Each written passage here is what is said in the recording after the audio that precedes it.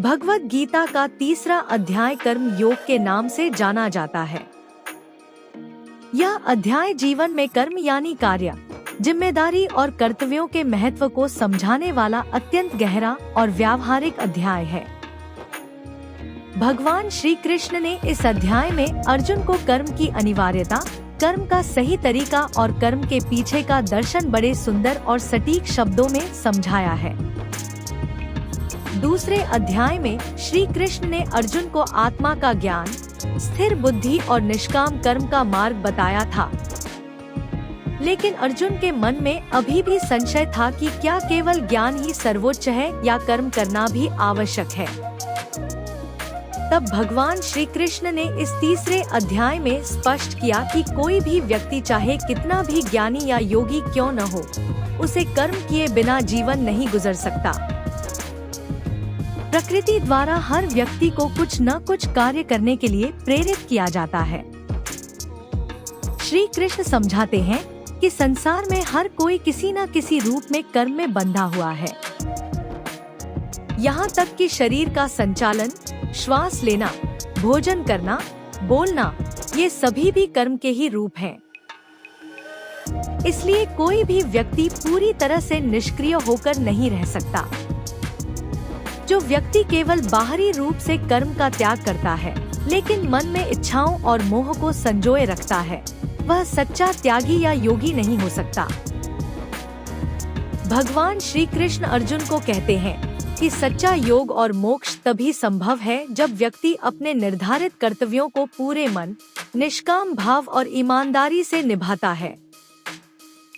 जो व्यक्ति अपने लिए नहीं बल्कि समाज, राष्ट्र और समस्त सृष्टि के कल्याण के लिए कर्म करता है, वही वास्तव में कर्म योगी है।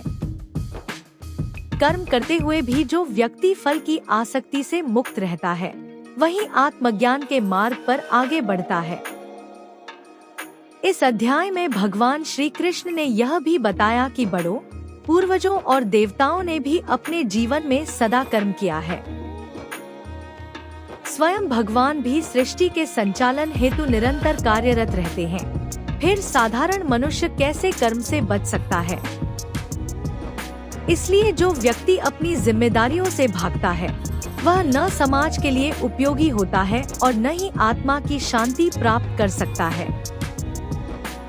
कर्म योग का असली अर्थ यही है, कर्म करो, लेकिन फल की चिंता और मोह में मत फंसो। अपना कर्तव्य पूरी निष्ठा और ईमानदारी से निभाओ, यही आत्मा की सच्ची सेवा है। अब एक उदाहरणात्मक कहानी से इसे और स्पष्ट समझते हैं। मान लीजिए एक किसान है जो हर साल अपने खेत में मेहनत करता है। वह जानता है कि बारिश होगी या नहीं, फसल अच्छी होगी या खराब, यह सब उसके नियंत्रण में नहीं है। लेकिन फिर भी वह हर साल बिना रुके, बिना थके, पूरी लगन से अपने खेत में हल चलाता है, बीज बोता है और देखभाल करता है। वह अपने कर्तव्य से कभी पीछे नहीं हटता, क्योंकि उसे पता है कि अगर वह मेहनत नहीं करेगा तो कोई परिणाम नहीं मिलेगा। कई बार फसल खराब भी हो जाती है, लेकिन किसान रुकता नहीं है। वह अगले साल फिर से पूरी मेहनत से काम करता है। उसका यही समर्पण और निरंतर कर्म करना ही कर्म योग का उदाहरण है। अगर वह फल की चिंता में डूब जाए और काम करना छोड़ दे, तो उसका जीवन रुक जाएगा। ठीक वैसे ही भगवान श्री कृष्ण अर्जुन को कहते हैं कि युद्ध भी तुम्हारा कर्म है, धर्म है। केवल परिणाम की चिंता में उलझकर कर्तव्य से पीछे हटना सही नहीं।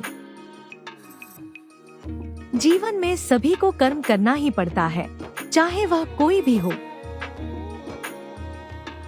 इसलिए पूरे विश्वास और समर्पण के साथ अपने धर्म और कर्तव्य का पालन करो, यही जीवन का सत्य है। कर्मयोग।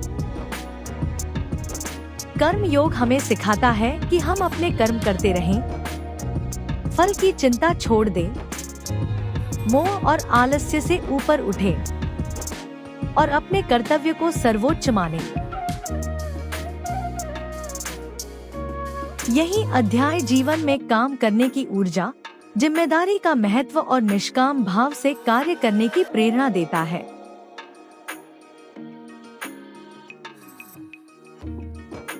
अगर आपको हमारा वीडियो पसंद आया हो तो कृपया हमारे YouTube चैनल को सब्सक्राइब करें।